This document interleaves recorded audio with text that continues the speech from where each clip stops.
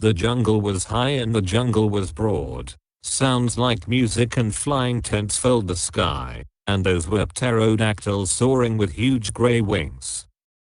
I've hunted tiger, wild boar, buffalo, elephant, but now, this is it, said Eccles. I'm shaking like a kid. Ah, said Travis. Everyone stopped. Travis raised his hand. Ahead, he whispered, in the mist, there he is. There's his royal majesty now. Apostrophe. The jungle was wide and full of twitterings, rustlings, murmurs, and sighs. Suddenly it all ceased, as if someone had shut a door. Silence. A sound of thunder. Out of the mist, 100 yards away, came Tyrannosaurus Rex. It, whispered Eccles. It. Shush.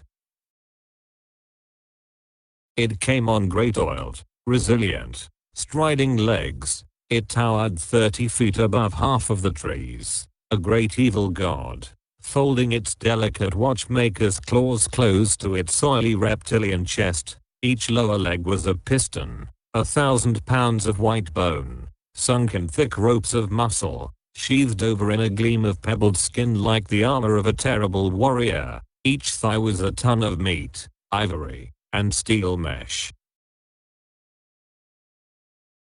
And from the great breathing cage of the upper body those two delicate arms dangled out front, arms with hands which might pick up and examine men like toys, while the snake neck coiled, and the head itself, a ton of sculptured stone, lifted easily upon the sky. Its mouth gaped, exposing offensive teeth like daggers. Its eyes rolled, ostrich eggs, empty of all expression save hunger. It closed its mouth in a death grin. It ran, its pelvic bones crushing aside trees and bushes, its taloned feet clawing damp earth, leaving prints 6 inches deep wherever it settled its weight.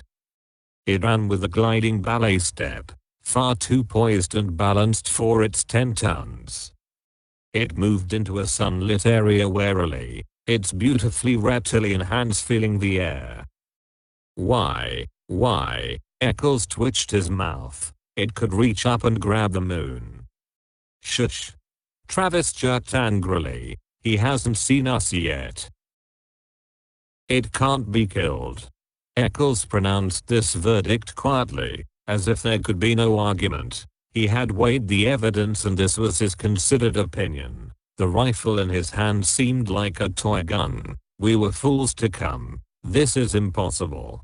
Apostrophe. Shut up. Hissed Travis. Nightmare.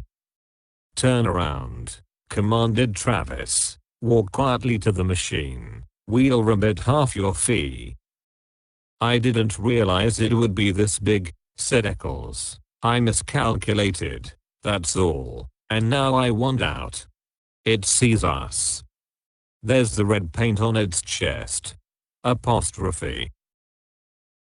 The tyrant lizard raised itself. Its armored flesh glittered like 1,000 green coins. The coins, crusted with slime, steamed. In the slime, tiny insects wriggled, so that the entire body seemed to twitch and undulate. Even while the monster itself did not move, it exhaled. The stink of raw flesh blew down the wilderness.